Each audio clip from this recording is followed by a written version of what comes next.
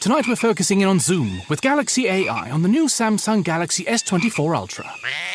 Ah, a baby tiger. Check out his claws as he prepares to pounce on that frog.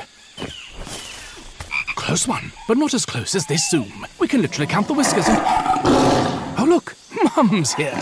Good thing I'm nowhere nearby. Go wild with Galaxy AI on the new S24 Ultra and zoom in on the epic day or night. Get yours now at Samsung.com.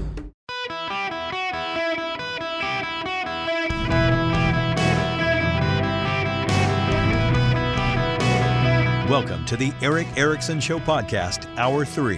Hi there, welcome. It is Eric Erickson here. Glad to have you with me this third hour of the program. The phone number is 877-973-7425. I have put it off as long as I possibly could.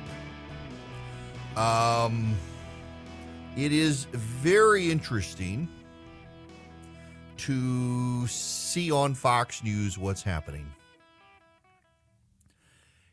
If you turned on most conservative media these days, you'd be hard-pressed to know much about what Donald Trump is doing, and you would, in fact, everywhere hear Ron DeSantis. Ron DeSantis is all over Fox, which is the dominant share of conservative eyeballs in the country. They've got on Tim Scott a lot as well. They had on Ron DeSantis on Fox and Friends, which is massively watched around the country. And one of the things that DeSantis said on Fox this morning, talking about the future of the GOP, well, I'll let you listen to him in his own words. This is Ron DeSantis, who, by the way, refused to go to CPAC, said there was no reason to go to CPAC. He'll be coming to our conference in August. And now, just as Republicans, what have we done with Florida? When I got elected, it was a 1-point race almost every election between governor and president. We were able to go from winning by 32,000 votes to winning by over 1.5 million votes, sweeping Hispanics by over 60%, winning Miami-Dade County by double digits. But we have built in an infrastructure for Republicans to where Florida, it should no longer be considered a swing state. I mean, this is a state that we have the strong advantage in now. So he's taken Florida off the map and made it safe for the GOP, something that George Bush did in 1998 in Texas that caused so many to go with him. But that wasn't the only appearance. He also had another appearance on Fox. Wonder who he's talking about here. And then I think the second thing that we did is we had personnel working for us who believed in the mission, and anybody who didn't, if anyone tried to leak or do anything, we got rid of them. And really, for the last 4 years, I didn't have a single leak in my administration. And you could have the best vision in the world, make the best decisions as the executive. If you don't have people that will carry out that and implement it, then it's not going to amount to very much. So we had that. So when I would come out and announce our next step, people could take it to the bank. That would be executed quickly, and the results would follow. You had a... Oh, who is he talking about, do you think? His contrast there with...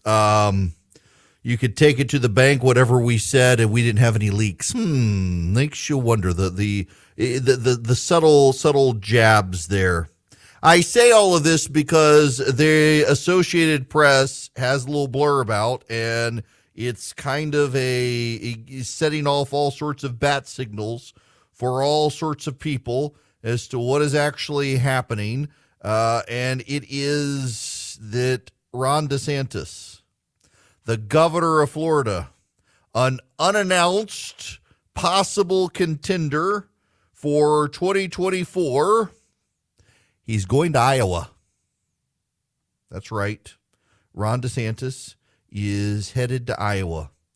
Not allegedly hitting the campaign trail. He's just going to Iowa. That's all. He's just gonna be there with the governor of Iowa for multiple events. Here's the blurb. Florida Governor Ron DeSantis is planning trips to Des Moines and Davenport May 10th.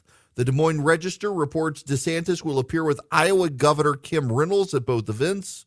DeSantis has emerged as a possible Republican presidential candidate, although he has not announced if he's running for the White House. DeSantis is on the march. I'm told very reliably he doesn't want to officially announce until the Florida legislature goes home from its session.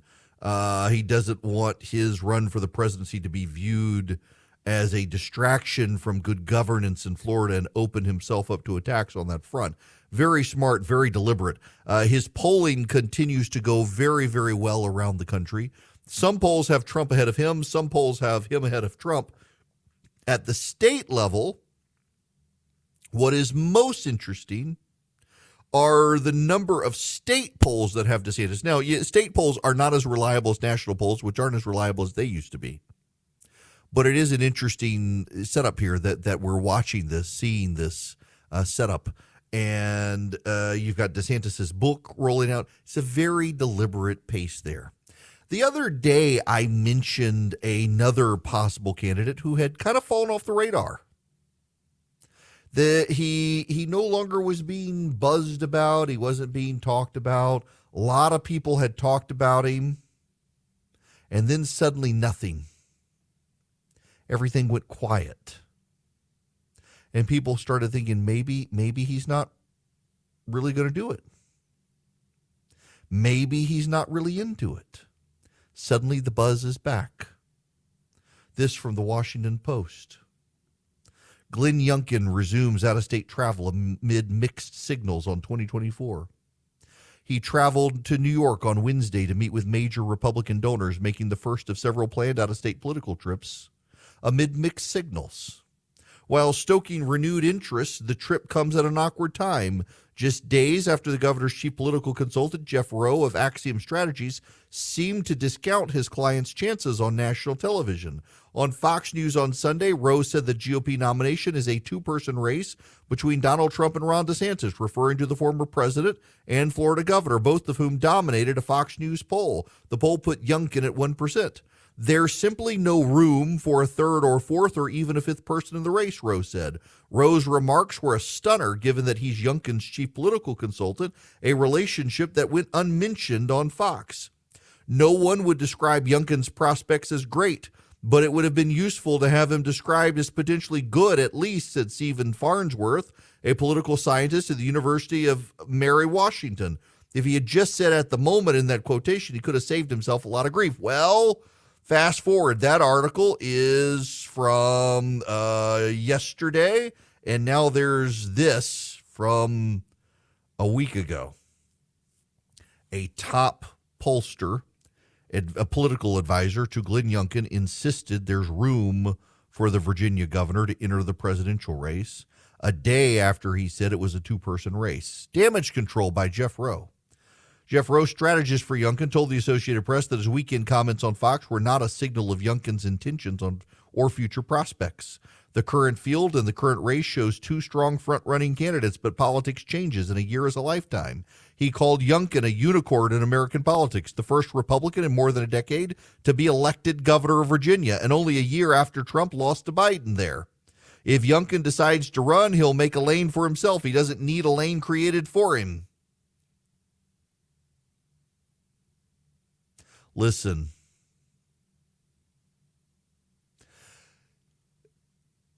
there are donors who are interested in Glenn Youngkin. There are donors in the Republican Party who don't particularly like Ron DeSantis' culture warrior. Youngkin has fought on schools, but they don't see Youngkin as a culturally iconoclastic, and they do Ron DeSantis. They see DeSantis as fighting the culture war front, leaving some lane to Glenn Youngkin to fight on the economy and other things. They would like DeSantis or Youngkin to run. I'm talking to donors on Saturday, as a matter of fact, and some of them I know who are going to be in the room are big on Glenn Youngkin. Some of them he'll be meeting with in New York. But I would be intrigued by a DeSantis Youngkin ticket. when I don't know Jeff Rowe well. I know Jeff Rowe, but I don't know him well. Jeff Rowe worked for Rick Perry. He's worked for Glenn Youngkin. He's worked for a number of people around the country, very prominent politicians. He does good work. He's a smart guy. Jeff Rowe does not go on Fox News and say there's not room in the race for a third, fourth, or fifth person. It's a race between Trump and DeSantis. He does not say that if he thinks Youngkin is running for president of the United States. Jeff Rowe does not say that. He is a smart guy. He does not say that. Maybe Youngkin will change his mind. Maybe Youngkin will get in. But it's notable he kind of fell off the radar. He kind of went silent for a little while. Youngkin was everywhere. Everyone was buzzing about him, and then nothing, silence. And now suddenly he's popping up his head, going to fundraisers as all of this happens. I don't really know. Becca Glover, who is a Youngkin political aide, said the governor's always flattered to have his name come up in conversations about 2024, especially given that he's now a respected leader within the party, not just a new face. He's taken steps that have added to chatter about him, traveling the country, stumping for other Republicans, for running for governor, hosting campaign-style policy events within the state, throwing a private event for high-profile donors. An advisor to Youngkin confirmed he's scheduled to meet in New York this week with Republican donors and political figures. Youngkin is a wealthy former private equity executive who loaned his campaign $20 million and has business world contacts he'd be drawing on for campaign contributions. He could run, he could fund. But I don't know that he's going to. That's the thing. I don't know that he is going to run. There's a lot of speculation in large part because everyone knows DeSantis is running, but DeSantis won't just come out and say it. You got Haley. You got Pence is coming. Pence is running. Pence is running. Tim Scott is running. Tim Scott's been on Fox News repeatedly lately, selling his optimistic vision for the country. You got Vivek Ramaswamy, which I think is somewhat interesting because all of the Trump people are championing him. They amplify him. They elevate him. I really do think they think that he's the guy who can help them impede Ron DeSantis' message. You got Kristi Noem is beginning to beat the bushes. The more of the field there grows, the better it is for Trump. But I actually think a one-on-one Trump versus DeSantis fight is good for Trump too. It's somewhere in the middle, a balance of 5, 6, 7 candidates. That's where all the candidates have time to be on stage together, to have an intriguing debate, to allow their messages to sign. You don't want a coronation. You don't want a coronation, not even for DeSantis. And that's kind of what I'm pushing on donors out there is you do not want to all lay hands on Ron DeSantis. You will immediately have him designated the establishment pick, and you will make it easier for the Democrats in the general election. He needs to be tested. And the presidential campaign is different from a state-level campaign. It's at such next level that just because you ran successfully for a statewide race doesn't mean you can run successfully for president of the United States. You need to be challenged in the primary. Primaries are good. Primaries are very good things. Look at Herschel Walker in Georgia, who was able to avoid his primary altogether. He never engaged, didn't debate, didn't do anything. And all of those attacks came streaming out of the general election, and his campaign was called flat-footed. Had they actually engaged in debate and participated in the primary, they could have given a dry run, trial run to all of that stuff, and they chose not to. They waited for the general, and they flubbed it. And that happens time and time again. Primaries are good things. I don't think the Republicans should want a super crowded field. They should want 7 people, 5 to 7 people in their Republican primary. Vet them all, decide who's best. Maybe it's Trump, maybe it's DeSantis, maybe it's neither of the above. But at least get them out there and see how they play well with each other. And the irony here is if it's not Trump, it's going to be really damn hard for the Democrats to vilify someone as the second coming of Trump when that person beat him. That's one of the geniuses of actually having Trump run, even if he loses, is because it becomes harder and harder to vilify whoever beats Trump as just another Trump when clearly there's something better and different about that person. The Democrats will still use it, but it becomes a lot harder when Donald Trump attacked that person and that person beat him to say he's the same thing or she's the same thing. I actually think having Trump in the race is a good thing for all of the Republicans. It will force them all to be better candidates. So my kid has a queen-size bed. We've got a king-size bed. We got him Bull and Branch sheets, and he's used them. He had like kid sheets, and now he's old enough he doesn't want the action figure sheets anymore. Well, we got lost because, the sheets look like our sheets, except they're queen-size sheets, and they got put in our closet, and the kid was in despair. We got him Bull and Branch sheets. They've gotten softer and softer, and he's like, where are my real sheets? He refused to sleep until we found the real sheets because they're that soft. They're that good. They're made with a 100% organic cotton thread. They get softer in every wash. You can stay cozy all winter long with a set of Bull and Branch sheets. They really are that good. We have them on multiple beds in our house. My goodness, seriously, my kid, he's finally like, my sheets are for kids. I'm grown up now, and it's just a step of quality above what he had, and now he's like, can't sleep without these sheets. They're designed to feel incredible for all sleepers. They're made without toxins. They're free of pesticides, formaldehyde, other chemicals. They fit the deepest mattress too, which I love because we have a very thick mattress on our bed, and it fits. It doesn't like bunch up and then snap off in the middle of the night when you roll over. You can get 15% off your first order Bull and Branch sheets when you use promo code ERIC at bullandbranch.com. Exclusions apply. See site for details. That's Bull and Branch, BOLLAND branch.com. The promo code is ERIC, ERICK. Hello there. Welcome. It is Eric Erickson here. The phone number 877-973-7425. Let's go to the phones. Chuck, you're going to be up next. Welcome. Eric, how you doing today? Good. How about yourself? I'm fantastic. I'm talking about your primary thing. I ran for school board in Georgia back in 2018, and having a primary challenger to start with gave me somebody that I could hone my skills against who was already pretty much like-minded like me. Mm-hmm. And, speaking the positive, here's why I'm different than this guy. Now, all of a sudden, I go up against my very big challenger, and I was practiced. I already knew had an idea what I was doing. Yeah, okay, so now I got to ask you the question. Did you win or lose? I lost. I don't want to talk about that. Okay, I understand. But the point of the primary, absolutely right. It makes you such a stronger candidate because your primary opponents tend to attack you the same way the general election candidate does, and you prepare for the attacks. You anticipate how to respond to them. If you've never run for office, and Chuck, thanks very much for the phone call. If you've never run for office or run a candidate for office as consultant, you really think we could get out of this without a primary. We could do so great. But that's not really true because you hone the attacks in a primary because your opponents all come after you. And the key to winning the primary is never go into a primary thinking that I'm going to do what it takes to win the primary and then have it cost you the general election. That's one of the number one mistakes that candidates make.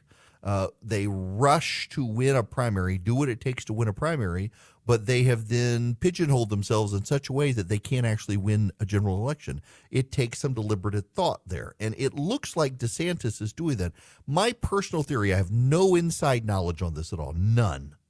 But my personal theory as someone who has run campaigns in the past is that DeSantis is doing all of the culture war stuff now to lock himself into the Republican primary so that he can pivot to jobs in the economy as he gets further into the Republican primary and heads into a general election so that voters around the country are actually focused on the jobs and economy stuff and not the culture war stuff that's got him locked in with conservatives. And that would be a very smart pivot for him to do because independent, moderate voters, they'll give you license to do the culture war stuff. But to do the culture war stuff, you've actually got to be able to be good on jobs in the economy.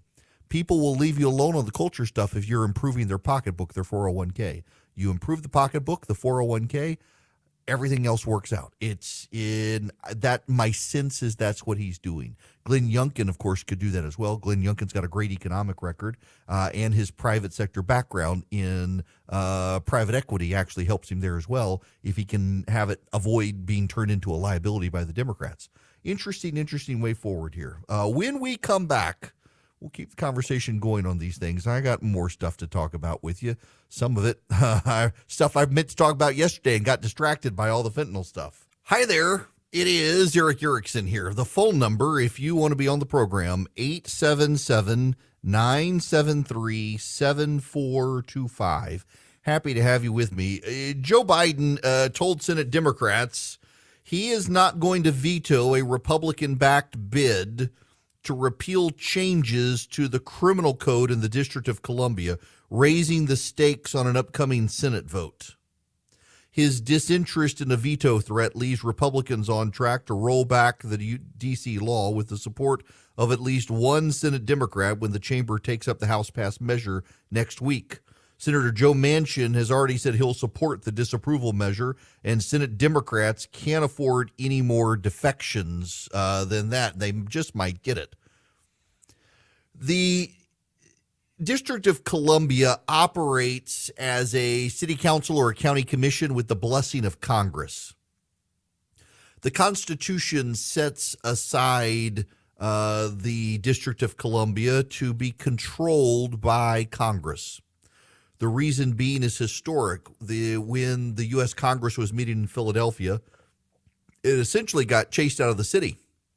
And at the drafting of the Constitution, Maryland and Virginia both agreed to give up a portion of those states. It was in their strategic interest to keep the capital close to them and form the District of Columbia. Eventually, Virginia's portion was given back to it. Alexandria and Arlington were given back to Virginia, and Maryland's portion was kept by Congress. And Congress can administer that district how it sees fit. In the 1970s, it decided to allow a city council and mayoral form of government in citywide or district-wide elections. And over time, it's become more and more its own entity and now wants state rights, among other things. But District of Columbia passed a change to its criminal code. It was long in the making. It was almost a decade in the making, this update, this revision to the criminal code. The problem is they went too far.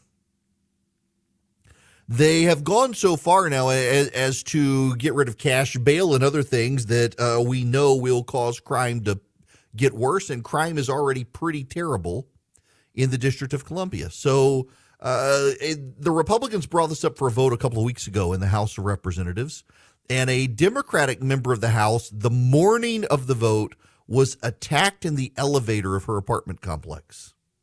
It turns out the man who attacked her, she saved herself by throwing her scalding hot coffee in the guy's face. It allowed her to get away from him.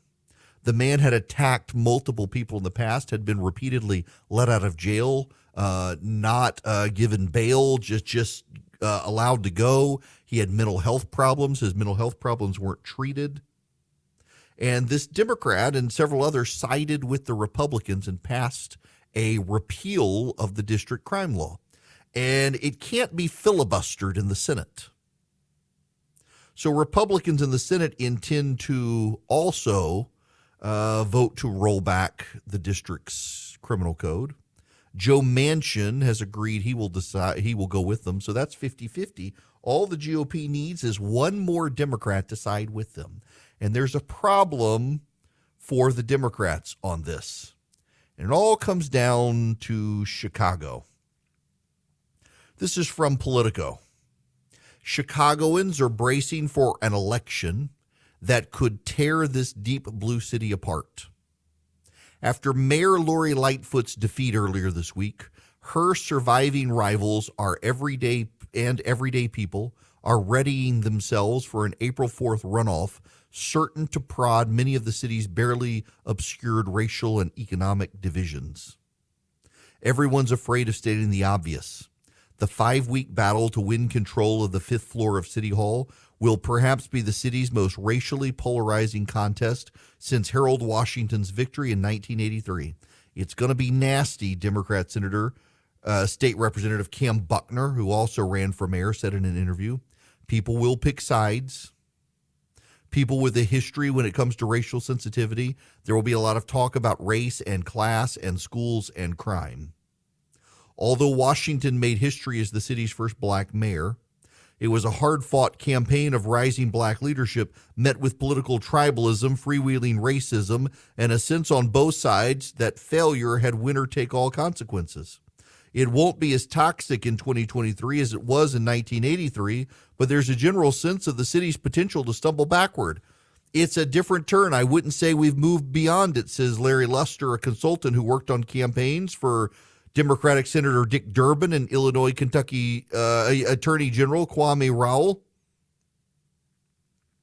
It's not as aggressive and outward as it was during the Harold Washington era. People try to say things in a more civil way, but a lot of times those undertones are still there. There are also forces that see an opportunity for proxy conflict. Now, all this is about Lori Lightfoot, who couldn't hold on in Chicago because of crime. The two challengers, Vallis is white, ran for mayor in 2019, supports school choice. His opponents claim he had been a Republican. He says he's a lifelong Democrat. Johnson is black, a Cook County commissioner, a former school teacher, and a paid organizer for the Chicago Teachers Union, and he has advocated defunding the police. Brandon Johnson is hyper-progressive. Paul Vallis is not. Lori Lightfoot, the irony here is that she was the one in the middle. She was the one who wanted to defund the police, just not all the way. Democrats have a crime problem. What's so funny about the Democrats and the crime problem is they try to dismiss it and say it's Republican hype. Phil Bump in the Washington Post actually ran a story before the midterm saying, crime's not really that bad, it's just Fox News talks about it a lot. You got that? Crime's not actually bad, you people. It's just Fox News makes you think it is. Not the people carjacking you. Not the people mugging you. Not the people shooting at you. Not the people breaking into your homes. I live in a pretty safe area in my county. A woman in the next neighborhood over had a guy show up at her home 5 o'clock in the morning, watched her husband leave for work, and then got into her house. She had a gun. Chased the guy out of there. He didn't get shot. He could have. She probably should have, but she didn't. Don't tell her crime's not really a problem. It's just Fox News generated. And that's part of the Democrats' problem here, is they're so convinced that it's not really an issue, that it really is just Fox News, that they don't know how to address it. Down in Georgia, near me, the northern suburb of metro Atlanta is called Buckhead.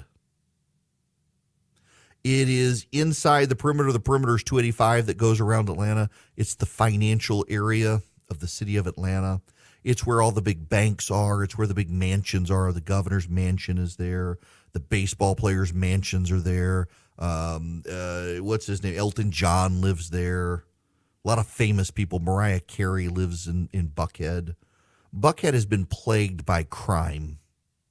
Keisha Crimeway Bottoms, the former mayor of Atlanta who moved up to the Biden administration, just decided to quit there. She provoked a crime wave when she decided to stand with the racial grievance protesters after the George Floyd riots. She decided she would stand with them, and they stormed through Buckhead, smashing businesses, burning things down, rioting. and law and order descended. You just collapsed. You have these kids. They still have them out there. They're these water bottle kids. They stand in the median and they harass people to try to buy water from them. And her genius idea was, well, they're entrepreneurial. We should like take this over and make it a city effort and teach them job skills. That was her solution. More than one person had gotten into fisticuffs with these kids, and more than one person had a gun pulled. The new mayor of Atlanta is cracking down on this stuff, but it hasn't resolved the fears of people in Buckhead that it's all for show, and they've advanced legislation through the legislature to vote to secede from the city of Atlanta. It would be financially ruinous for Atlanta if Buckhead actually walked away. It would be very messy for Buckhead if they did, but you can't really blame them for trying given what's happened, although the governor of Georgia has pretty much scuttled the deal today. The governor in Georgia said it would, the way it's structured would possibly be unconstitutional and would cause too many problems for state law, sounding like he's leaning towards a veto without saying a veto, so probably gone. But you can't really blame these people for wanting to do it. And what you heard nationally is something you didn't hear locally in Georgia. Nationally, you heard crime's really not that big of a deal. Locally, I mean, every story is about a crime. Burglary, auto theft, carjackings. For a time there in Buckhead, there was a guy actually jogging down the street. Someone randomly shot him. Just random shootings. Random shootings. This is happening around the country too. Random shootings in places. And the Democrats keep saying it's not us, it's Fox. It's not really a crime problem. It's a Fox News coverage problem. Except when people don't feel safe, it is a problem. And people don't feel safe across the country. People do not feel safe. From Connecticut to California, people do not feel safe in their homes. When they're out and about driving, they just don't feel it. And for Democrats to say it's not a big deal or we're going to fund the police while you have AOC out there and the like saying, no, we're actually going to defund them. We want to defund them. It's not a good setup for the Democrats. That's why Joe Biden can't veto this legislation from the Republicans. It's why Joe Biden can't be seen as soft on crime. Now, the fallout here is going to be interesting because progressives are starting to feel the Biden pivot. Joe Biden is pivoting back to the middle for the election. He's going to run, and he wants to be seen as more moderate. So he's pivoting, and that's leaving progressives upset. Joe Biden is suddenly talking about the debt and the deficit and suddenly talking about reining in spending. He's suddenly talking about getting tough on crime. He's suddenly talking about reforming but funding police departments, trying to have it both ways there. These are big red flags for the progressives.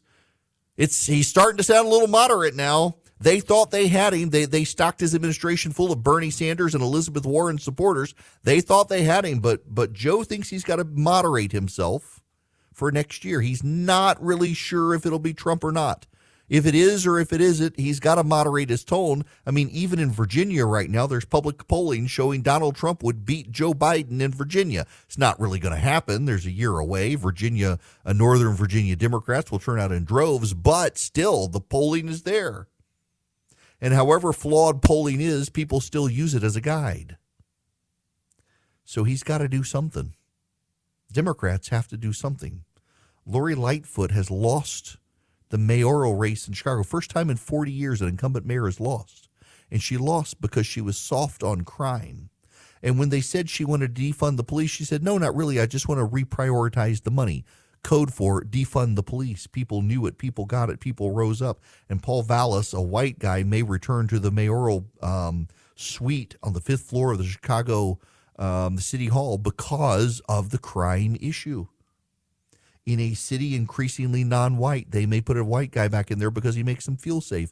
Voters want to vote for someone who makes them feel safe. That's the bottom line. And to the extent Democrats forget it, voters will forget to vote for them. Patriot Mobile is out there making sure voters understand Republicans are good on crime and Democrats are bad on crime, and they do it by raising their profits. And with their profits, they support the conservative cause and support conservative candidates. And how they grow their profits is they convince you to take your cell phone business to them. And you get guaranteed great service from them. What you do is you go to patriotmobile.com/Eric. They actually have a detailed coverage map. You can look all the way down to your house. Go to patriotmobile.com. 5G.com/Eric. You can put in your address. It'll zoom into your house. It'll show you how good the 5G, the data, the voice is, everything. They give a portion of their profits to the causes you care about. Patriot Mobile, they're Christian conservatives. They operate that way. They support conservative parents against woke school board members. They support the Second Amendment movement, the pro-life movement, so much more. You can also call them 972-PATRIOT. That's their phone number. They've got 100% U.S.-based customer service. So you call Patriot Mobile and tell them I sent you. You get free activation. You get great discounts if you're a veteran, a first responder, an NRA member, a parent with multiple lines in the house because of all the kids you have. They will give you great discounts. Just talk to them about the discounts. You can go to patriotmobile.com/Eric, or you can go 972-PATRIOT.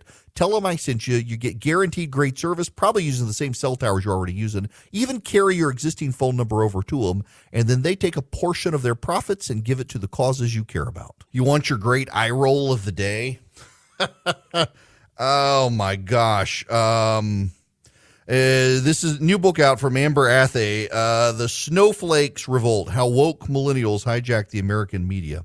This is one of the anecdotes in here. Reporters at the political news website Politico were warned the word mother could be offensive during a row over transgender coverage. According to the new book, it also details how a reporter was told her stories should be vetted by colleagues acting as sensitivity readers after complaints that she used the term biological woman in a story. Oh, my goodness gracious. Wait, hang on a second. Athey writes that a new generation of woke reporters have overtaken American newsrooms. They create a culture of fear in which everyone, including the adults who are supposed to be in charge, are terrified of stepping out of line and becoming a target. At Politico, she described how a March 2021 piece by Gabby Orr, who I know, entitled GOP Seizes on Women's Sports as Unlikely Wedge Issue, it attracted criticism and triggered an internal review. Orr was summoned to a meeting with Politico's Director of Editorial Diversity Initiatives, Robin Turner. He said 2 colleagues had voiced concerns. During the course of the meeting, Orr was probed about her employment history at the Washington Examiner, a center-right outlet, and asked why the story omitted any transgender voices, though the piece had quoted Kate Oakley, senior counsel of the Human Rights Campaign, an activist organization dedicated to the alphabet gang issues. Orr's colleagues also complained she quoted conservatives, such as American Principles Project Director Terry Schilling, and former White House policy advisor Stephen Miller, without contextualizing their comments. Schilling played down the risk of violence to transgender people, while Miller said the left's position would drive non-ideological voters to the GOP. Or, her colleagues argued, should have explicitly told readers those remarks were offensive and transphobic. Holy moly. I mean, this is one of the hallmarks of the left in communist China were the struggle sessions where people would come in and they would be berated for how they had harmed and offended other people. They would yell at them and berate them, accost them. Absolutely ridiculous. Gabby Orr left Politico, went to CNN. A seminar followed with 3 transgender individuals to help the newsroom learn to report on transgender issues. Panelists told reporters that what they thought were neutral positions on transgender issues were probably created by white cisgender men and shouldn't be trusted. Gender words can be rooted in exclusion, including mother. One former Politico reporter who attended the seminar said the panelists complained the word mother could potentially be offensive when used by reporters and mocked reporters who had a hard time grappling with the implications of using they, them plural pronouns to describe individuals. That's the Politico. I describe them as left-wing all the time. They do not disappoint. They are absolutely left-wing, and this is where the young wokes in the media are trying to head. Struggle sessions everywhere. Goodness gracious. Talk to y'all tomorrow.